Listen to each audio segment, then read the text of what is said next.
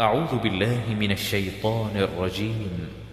بسم الله الرحمن الرحيم. ياسين والقرآن الحكيم إنك لمن المرسلين على صراط مستقيم تنزيل العزيز الرحيم لتنذر قوما ما أنذر آباؤهم فهم غافلون لقد حق القول على أكثرهم فهم لا يؤمنون إنا جعلنا في أعناقهم أغلالا فهي إلى الأذقان فهم مقمحون وجعلنا من بين أيديهم سدا ومن خلفهم سدا فأغشيناهم فهم لا يبصرون وسواء عليهم أأنذرتهم أم لم تنذرهم لا يؤمنون إنما تنذر من اتبع الذكر وخشي الرحمن بالغيب فبشره بمغفرة وأجر كريم إنا نحن نحيي الموتى ونكتب ما قدموا وآثارهم وكل شيء أحصيناه في إمام مبين واضرب لهم مثلا أصحاب القرية إذ جاءها المرسلون إذ أرسلنا إليهم 2 فكذبوهما فعززنا بثالث فقالوا إنا إليكم مرسلون قالوا ما أنتم إلا بشر مثلنا وما أنزل الرحمن من شيء إن أنتم إلا تكذبون قالوا ربنا يعلم إنا إليكم لمرسلون وما علينا إلا البلاغ المبين قالوا إنا تطيرنا بكم لئن لم تنتهوا لنرجمنكم وليمسنكم منا عذاب أليم قالوا طائركم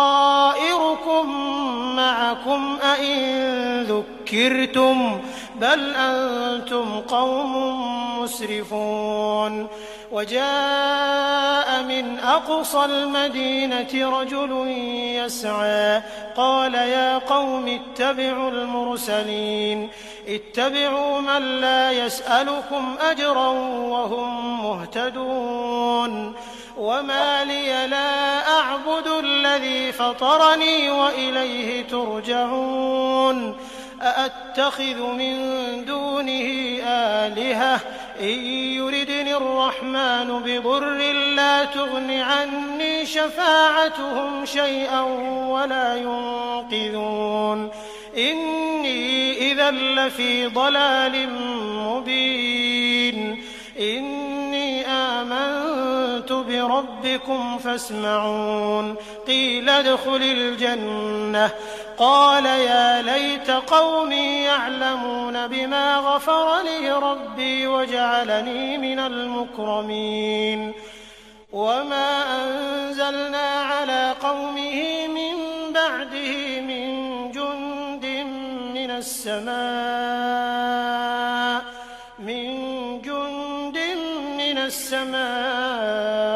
وما كنا منزلين إن كانت إلا صيحة واحدة فإذا هم خامدون يا حسرة على العباد ما يأتيهم من رسول إلا كانوا به يستهزئون ألم يروا كم أهلكنا قبلهم من القرون أنهم إليهم لا يرجعون وإن كل لما جميع لدينا محضرون وآية لهم الأرض الميتة أحييناها وأخرجنا منها حبا فمنه يأكلون وجعلنا فيها جنات من نخيل وأعناب وفجرنا فيها من العيون ليأكلوا من ثمره وما عملته أيديهم أفلا يشكرون سبحان الذي خلق الأزواج كلها مما تنبت الأرض ومن أنفسهم ومما لا يعلمون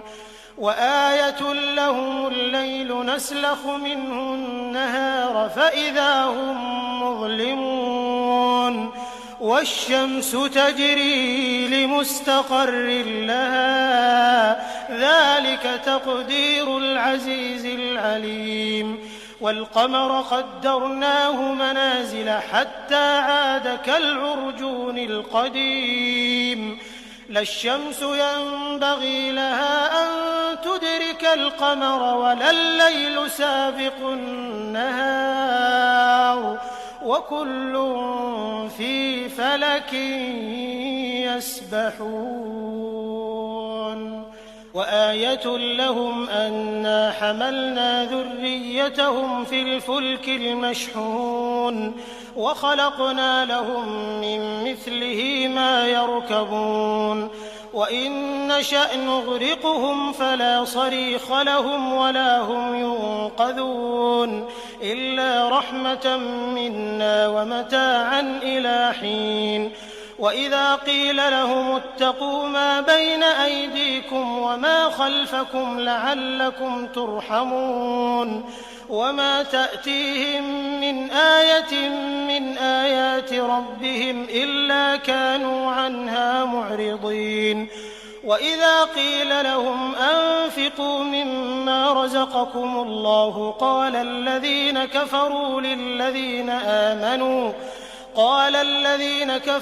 للذين آمنوا أنطعم من لو يشاء الله أطعمه إن أنتم إلا في ضلال